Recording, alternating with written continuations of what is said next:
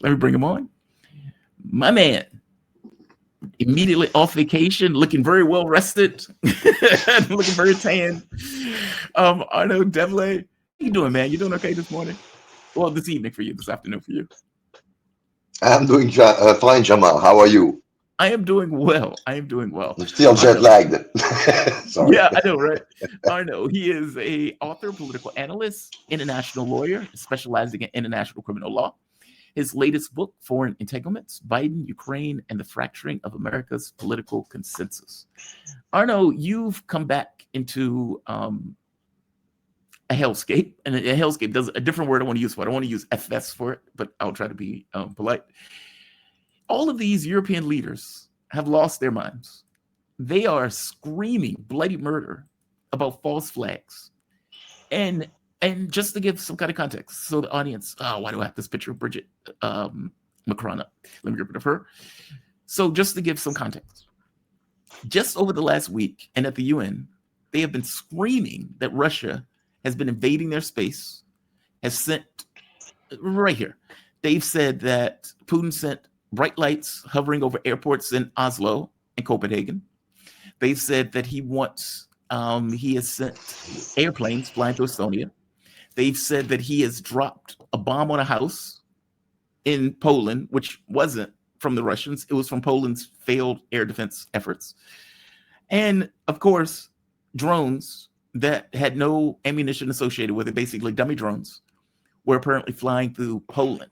By the way, notified by Belarus to give the Polish a heads up that they were coming into the area. Some of these seem like false flags because some of these seem like they were just planted, just taken off of a truck, dropped in and say, oh my God, look at what the Russians did.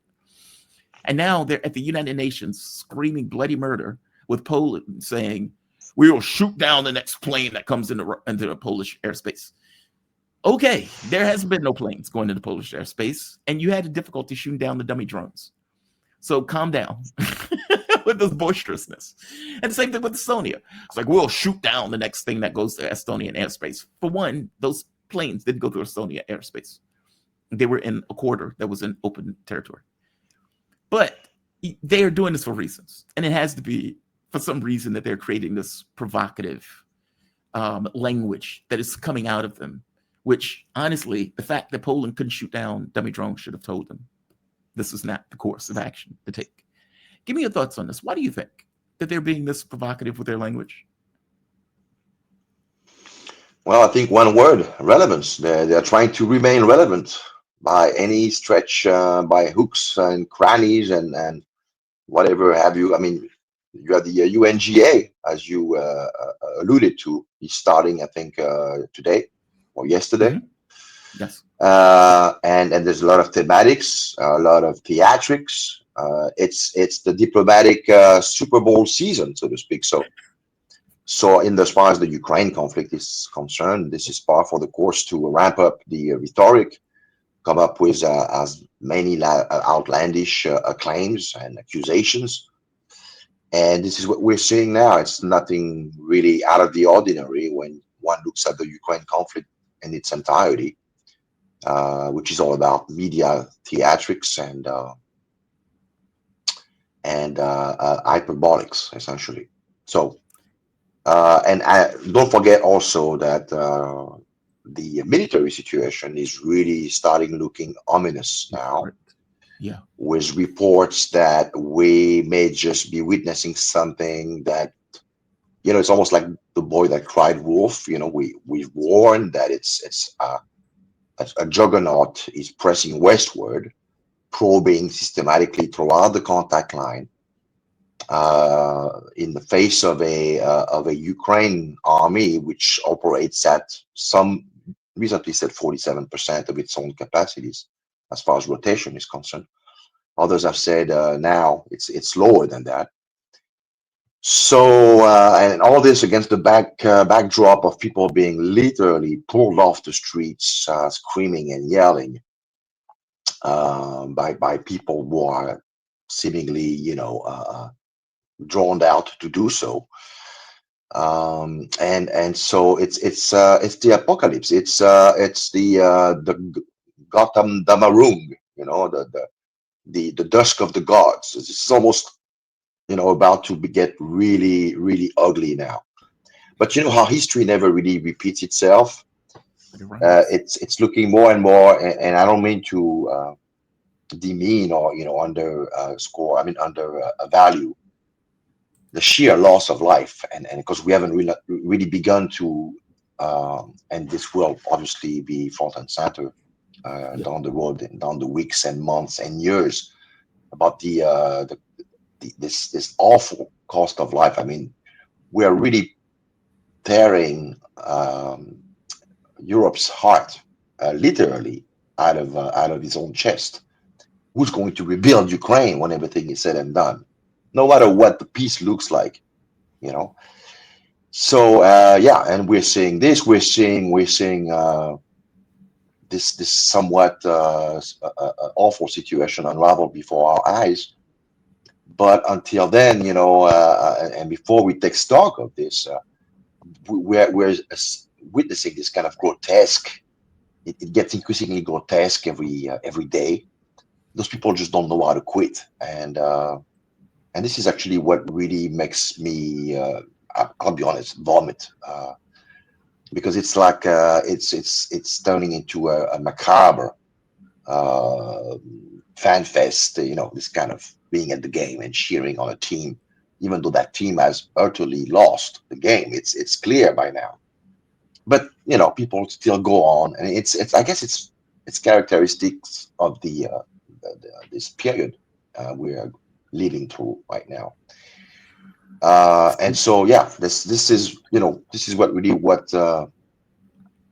what I get out of this sense of unease, because it's not funny anymore. It might have been somewhat amusing, 3 years ago. We all remember how they also tried, involving also Poland at the time, to try to set out a Russian missile Yes.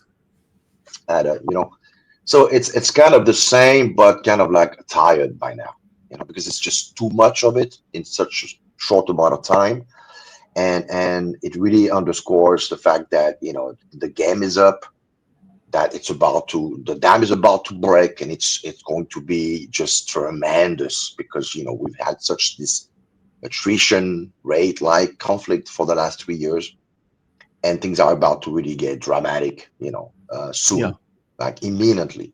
When exactly, I don't know, but it's there. We can feel it. It's just about the burst. The dam is about to burst any day now. And they And so seem to, they're scrambling. Yeah, they're scrambling, and you know, it's like they're in denial. They're in this kind of hysteria induced trance, and so they're coming up with all those nonsensical stories, and it's just piling up one on top of the other oh in my a way friend, that the prior one hasn't even had time to affect itself. Make an yeah. impact, that they're trotting out another one and yet another one like pearls. It's just like, Well, that's my but point. UNGA, keep in mind UNGA. This is UNGA time right now. It's No, like I the agree. it's like the in Hollywood, the award season, Oscars. where that's It's right, like the it's like Oscars, looking at fabulous Grammys, dress, right? People's Choice Um, Awards, yes, the whole thing. I think I slightly disagree with you on this one, because I think they do get it. I don't think they're in denial. I think if they were in denial, I don't think they would be doing this. I think they're doing this explicitly because they know, as you keep pointing out, that there are tremors of something that's coming. This dam is about to break on some level, that the military of Ukraine is getting more fraught.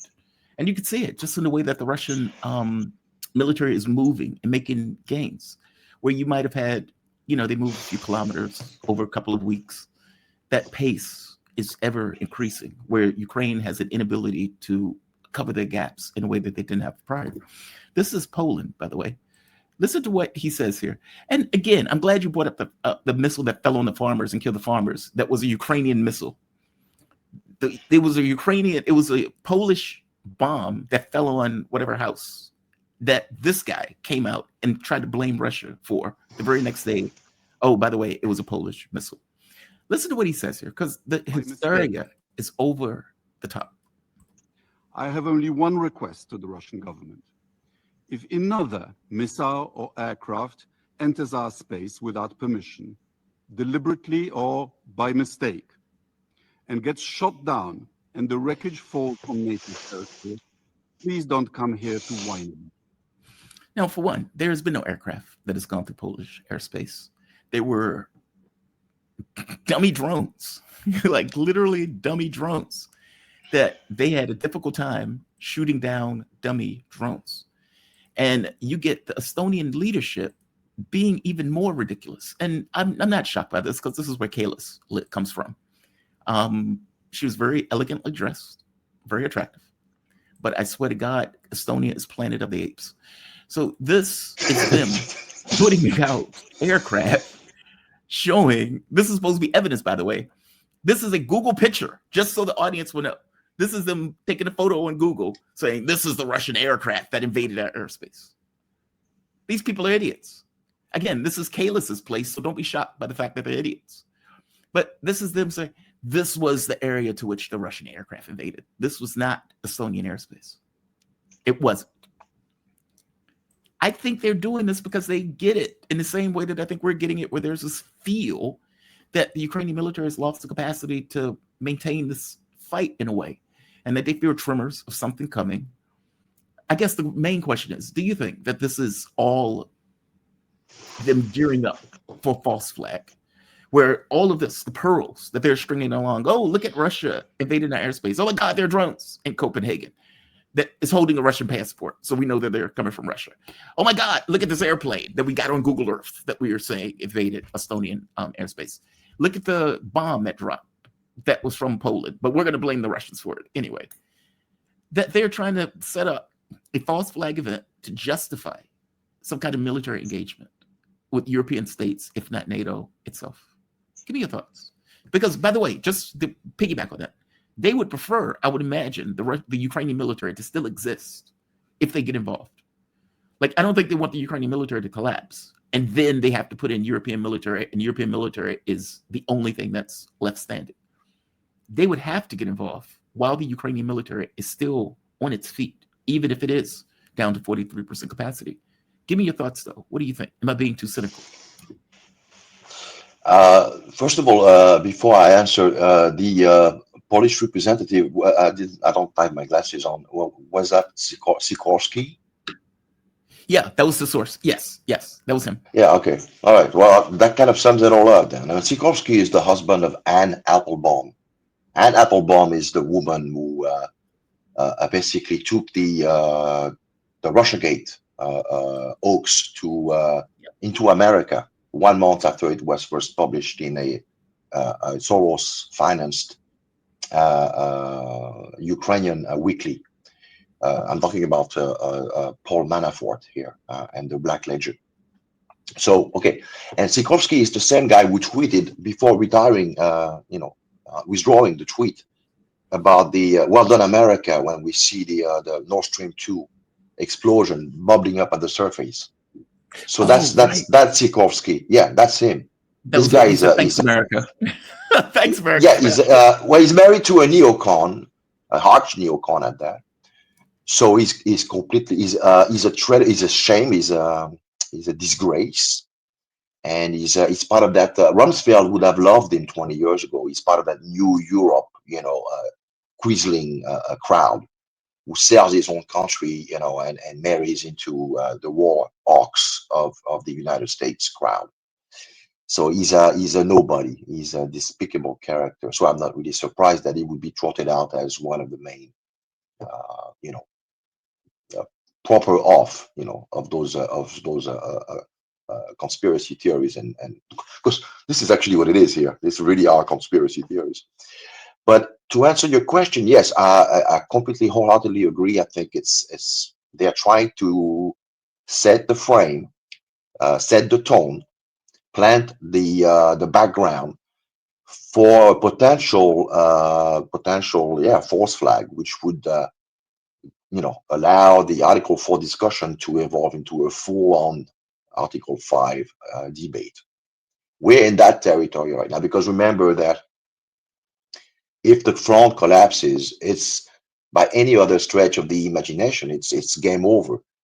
It would be even worse than Trump being serious about putting an end to the war by cutting off financial intelligence and material supplies to Ukraine. So, and then Europe would be Europe. I mean, the EU project as such, which is let's not forget, it's a globalist project.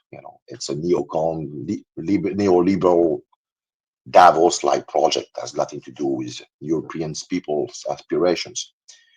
So, but that would be disastrous for them because they're not ready. Yes, they do want to send over their own to replace the Ukrainians. Make no mistake about it. That's the plan, but they're not ready yet. They are not ready yet, and so they are facing with the prospect of having to be confronted to their own populations for that kind of in between time between the de facto imposed by Russia by force of arms ignominious defeat into Ukraine of the Ukraine project, but above and beyond that, the neo-colonial Ukraine project, which is also girded by people like the Khodorkovsky of the world, the Berezovsky of the world, William Broder of the world. I mean, make no mistake about it. Behind the Starmer and people like this, you've got those investment funds. You've got those people. Those people who, it's not like they never had it. They've had it, and they allowed it to slip out of their hands. So this is what drives them crazy. They cannot forgive themselves over that. Every day that they wake up, to quote Nicolas Sarkozy before he was elected, somebody was asking, "Do you dream about being president?" Every day in the morning when I shave, he said. I look at myself in the mirror, I'm shaving, and I'm thinking about it. This is the type of same thing about those guys. They want to repair, they want to redeem themselves, and they want to inflict, with a sense of vengeance, a strategic defeat onto Russia, seize its resources, slice the country apart, punish the people. They long for those days when Russians were, lining up for soup outside, and they want to grind it into the ground. They want to humiliate the Slavic people. That's what they want. And so Sikorsky, yeah, he's part of that crowd. That's who he is. Anne Applebaum, it's Colombia. She's a plant, a neocon plant in Colombia. She's writing all the time for Commentary magazine. I know those people. I've known them for 20 years, going back to the Iraq War. I met first time I met one of them was in 1999 in DC. I was attending a symposium, and we had a series of speakers, coming and blah blah doing their thing until we saw that guy walking in. His name was Peter Rodman. He worked for the Nixon Institute, a lunatic. And that was the first time I was confronted 2 years before 9/11 to a neocon. And I asked the guy who organized the symposium at the time, what did we just witness here? He said, "Oh, don't worry about it. Those people are not serious. They're just kind of." They're dead serious. Yeah. Oh, they're dead serious. And the world found out officially 2 years later when they invested the Bush administration what the neocon was all about, with the Richard Pearl and the Paul Wolfowitz of the world. So what we're seeing now is they're kind of like a generational progeny, and allies, because they have allies in Rumsfeld, New Europe, which was instrumental also in getting this coalition of the willing back in 2003. Remember, Ukraine was part of that coalition. Poland was part of that coalition. Those psychopaths should be the first ones to go if they want to start a war. And they've forgotten, like, it seems that many of these European states forgotten that they were conquered fully. Like France, it's like Sacre Bleu, we've been taken by the Nazis in 24 hours. And it may have been 48 hours, but it was pretty close. Britain was almost annihilated. And I'm trying to make the point. Yeah, like literally on the beach. They seem to have forgotten the toll and the reality of war, especially in the context where they seem radically unprepared for any kind of conflict with the Russians. They have filled 2-3 militaries in Ukraine, and all of them have been smashed. And it's like, what are you going to do? I mean, they've already told the UK that they couldn't put 40,000 troops if they needed to, and 40,000 troops is maybe a week's worth if you're talking about the Ukrainians' capabilities, which I would even go so far as to say go beyond the European capabilities of many of these states. Like, why are they so fervently ready to feed their population to the Russians? Because that seems to be what is taking place. And do you think what time is it? We have about 4 minutes.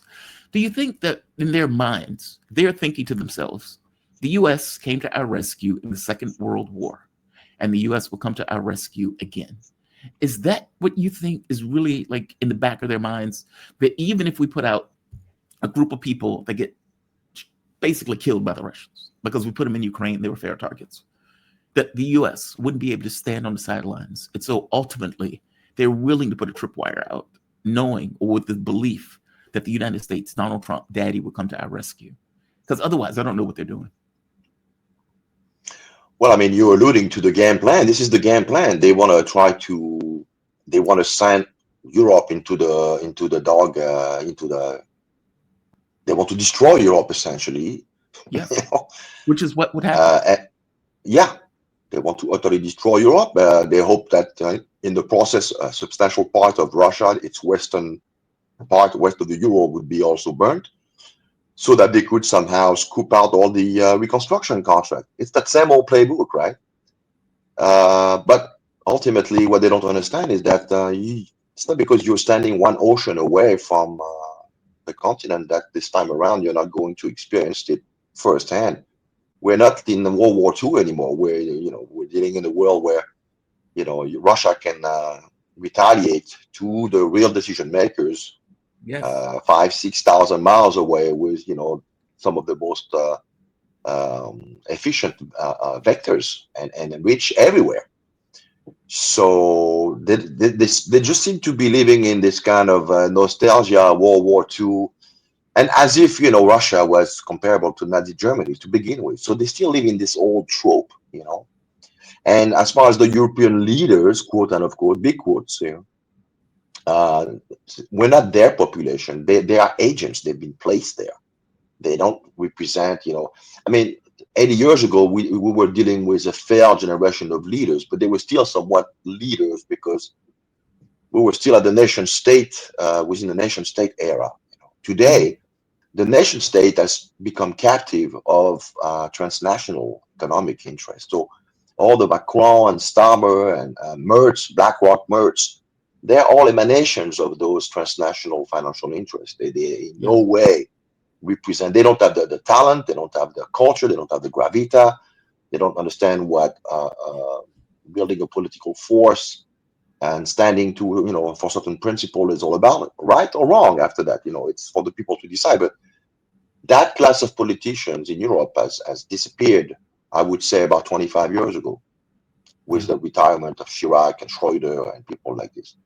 Merkel might have somehow tried to create the illusion that she was the last remnant of that Mutti Merkel. But now we know that she just, history will damn her, because she, along with Holland, participated in this charade of Minsk. So she will end up in the dustbin of history. All of them will. Yes. Yeah. But in the meantime, those people are so full of themselves that they want to remain relevant. They want to remain relevant because they are deluded, they're conceited, and also because they owe the people who put them in charge. And so they're willing to basically compensate and double down in what is expected from them, so they can get like a good grade card. This is what it's all about, and that's dangerous. Very dangerous. They're not ready. They're not ready. 1.7 million Ukrainians have died. Europe is not ready, but we'll see. Arnaud, man, thank you for this. I really do appreciate it. And I always enjoy these conversations. Arnaud Develay, he is an author, political analyst, international lawyer specializing in international criminal law. His latest book, Foreign Entanglements, Biden, Ukraine, and the Fracturing of America's Political Consensus. Definitely check that book out. You be safe, man. You have a good rest of your day, okay? Thank you. Bye-bye.